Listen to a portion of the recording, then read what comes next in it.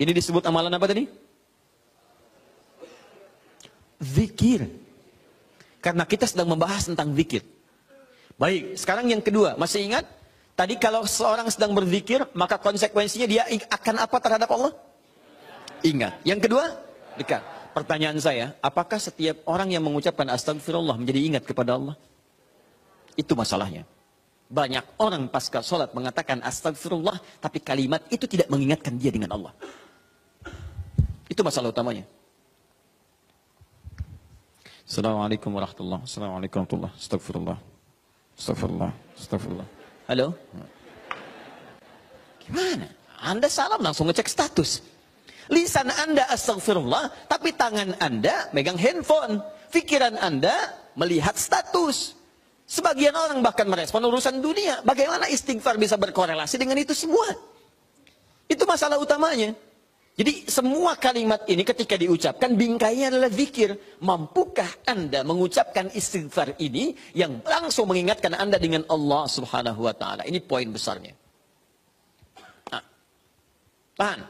Saya berikan rahasia besar dulu di sini. Kenapa Anda mesti mengucapkan kalimat ini? Buka Al-Quran surah ke-71. Surah apa itu? Surah apa? Nuh. Bukan Al-Ma'arij. Al-Ma'arij 70.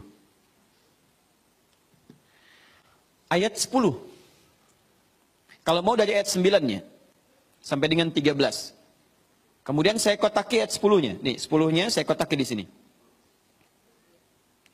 Ini yang pentingnya. Awas. Nabi Nuh alaihissalam berdakwah kepada umatnya. Berapa tahun? 950 tahun. Masya Allah. 950 tahun berdakwah kepada umatnya. Bahkan dakwahnya terang-terangan juga sembunyi-sembunyi. Pelan dan silent. Ya, ada yang silent, ada yang terang-terangan. Kencang. Ayat 9-nya. Thumma a'lantu lahum wa asrartu lahum israra. Aku berdakwah kepada mereka kadang terang-terangan. Dengan kencang, sampaikan dengan terang. Tapi kadang juga aku sampaikan dengan pelan, dengan silent. Ada orang-orang yang memang secara pelan aku sampaikan halus. Sesuai dengan tipikalnya. Ada yang langsung aku sampaikan keterangannya dengan seterang-terangnya. Tapi tahukah Anda, selama 950 tahun berdakwah itu, yang terang-terangan, yang sembunyi-sembunyi, kalimat pertama apa yang dimintakan Nabi Nuh kepada mereka? Perhatikan ayat 10-nya. Faqultu astaghfiru rabbakum innahu kana ghaffara. Rahasia pertama. Perhatikan baik-baik. Kalimat pertama yang disampaikan Nabi Nuh alaihissalam kepada kaumnya. 950 tahun. Masya Allah. Lihat baik-baik. Baik terang-terangan, baik dengan sembunyi-sembunyi, pelan-pelan, ataupun jahar. Apa kalimat pertamanya? Fakultu astaghfiru rabbakum. Aku katakan pada mereka, istighfar kepada Rabbmu. Istighfar. Ini. Nah, ketika Nabi Nuh mengatakan, istighfar pada Rabbmu, istighfar pada Rabbmu. Apakah kalimat Qur'annya berhenti sampai sini? Tidak. Teruskan ayatnya. Innahu kana ghaffara. Rahasia istighfar yang pertama, satu. Allah akan turunkan minimal sifat ghaffar kepada hambanya. Nanti kita lihat. Apa itu ghaffar? Belum tentu. Belum tentu. Tidak seperti yang Anda bayangkan. Allah punya sifat ghafir. Tapi kenapa yang muncul ghafar di sini? Buka Quran misalnya surah Ghafir. Fusilat surah ke-40. Ayat yang ketiga. Ghafiridz dzambi wa qabilit taubi. Allah mengampuni dosa seorang hamba. Ketika mengampuni dosa, kalimatnya menggunakan ghafir. Ghafirun, ghafiridz dzambi. Tapi kenapa Nabi Nuh menyebut dengan kalimat ghafar? Faqultu istaghfir rabbakum innahu kana ghaffara. Kenapa ghafar bukan ghafir? Satu. Nih. Dua, teruskan ayatnya. Ayat 11. Yursilis samaa alaikum midrara. Dua. Orang yang sering istighfar, maka Allah akan turunkan keberkahan lewat curah hujan yang lebat. Curah hujan, hujan yang berkah. Masya Allah. Ada hujan membawa berkah, ada hujan membawa? Bukan. Bukan, hujan tidak pernah menginginkan banjir. Hujan itu hanya membawa air. Baik, yang bikin banjir itu Anda yang tidak bisa mengatur airnya. Itu persoalannya. Jalur air dibuat bangunan. Air itu kan sederhana, dia hanya mencari tempatnya, dia meresap sesuai dengan tempatnya. Cuman Anda tidak menempatkan air sesuai dengan tempatnya. Itu masalahnya. Tapi ini beda. Ketika turun, airnya membawa keberkahan dalam kehidupan. Itu lain. Itu lain. Nanti saya berikan rahasia setelah ini. 3. Teruskan. Wa yumdidkum bi amwalin wa banina. Masya Allah.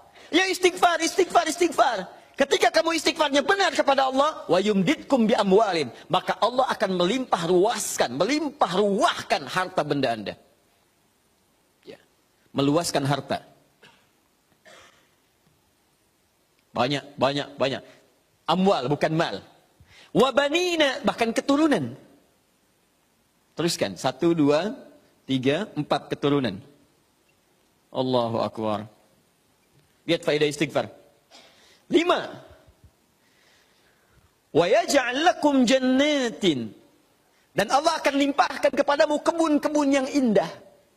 Awas jangan dilihat kebunnya. Karena kalau Anda lihat orang-orang Arab pada saat itu, mereka emas sudah banyak, Bu. Emas banyak, walaupun masih banyak di Indonesia. Ada Mas Asep, Mas Johar, Mas Surya. Ya, tapi wujudnya beda, ya, wujudnya beda. Di sana emas banyak, perak banyak, bangunan megah. Tapi yang mereka belum dapatkan itu adalah kenikmatan pemandangan yang elok. Kebun-kebun, ya, isinya ada anggur, bawahnya kemudian ada sungai-sungai. Karena itu orang yang paling kaya di masa-masa dulu, di kalangan-kalangan Arab, adalah orang yang memiliki kebun-kebun yang indah. Kalau cuma emas, yang lain punya. Abu Jahal itu nggak bangga dengan emasnya. Ya, Abu Lahab tidak bangga dengan emasnya.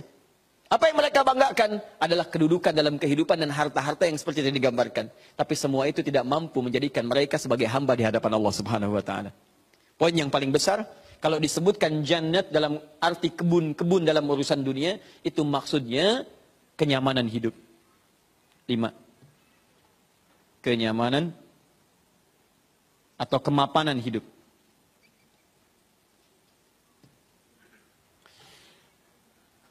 Wa yaj'al lakum anhara, kenikmatan hidup. Masya Allah, sudah mapan, nikmat. Kaya, tenang. Wah, ini hebat banget nih hidupnya. Dosanya diampuni oleh Allah. Kemudian hidupnya berkah, hartanya melimpah, keturunannya juga luar biasa, gitu kan? Setelah itu hidupnya nyaman, mapan dan nikmat. Kurang apa lagi? Antum pilih mana? Kaya tapi gelisah atau miskin tapi tenang? Jangan pilih yang ketiga, saya tidak berikan. Nah, tahan sebentar. Lihat sini.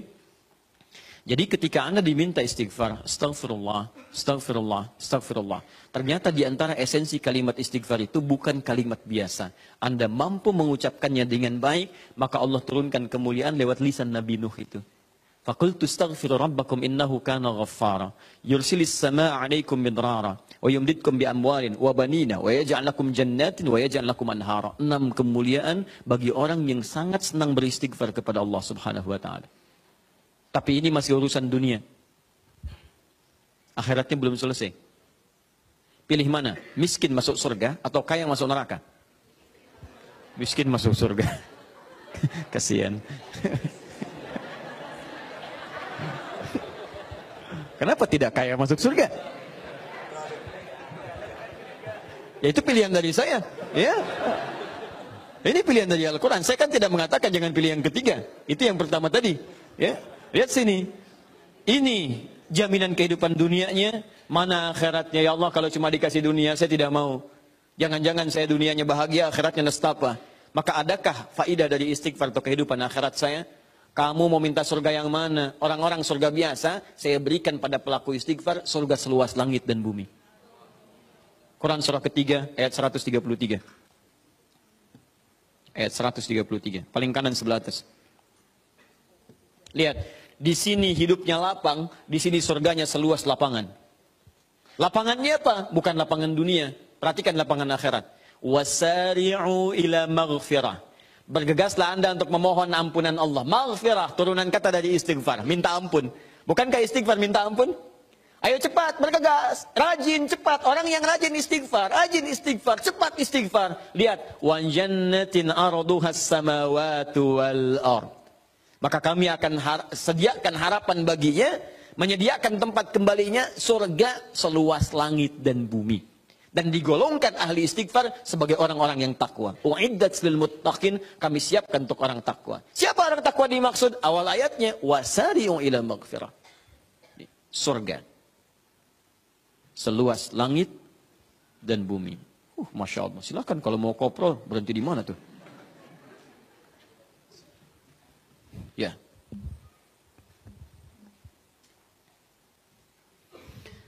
Nah, kalau ditawarkan begini, siapa yang tidak mengambil tawaran ini? Tapi persoalannya, kenapa orang banyak istighfar pasca salat bahkan lebih daripada 3 kali? Astagfirullah, astagfirullah, astagfirullah, astagfirullah, astagfirullah, astagfirullah. Tapi mapan juga tidak. Cek. Ya, silahkan lihat. 6 ini tidak diraih. Keberkahan juga tidak didapatkan. Dan seterusnya. Bahkan kemarin di Bekasi itu ada yang terlihat, kami lihat di CCTV itu. Khusyuk pasca sholat. Kayak orang menangis. Astagfirullah, astagfirullah, astagfirullah. Sudah tenang, lihat kanan kiri, tas orang dirogok begini. Kok bisa tuh? Astagfirullah lagi ibu juga. Ya? Apa yang salah?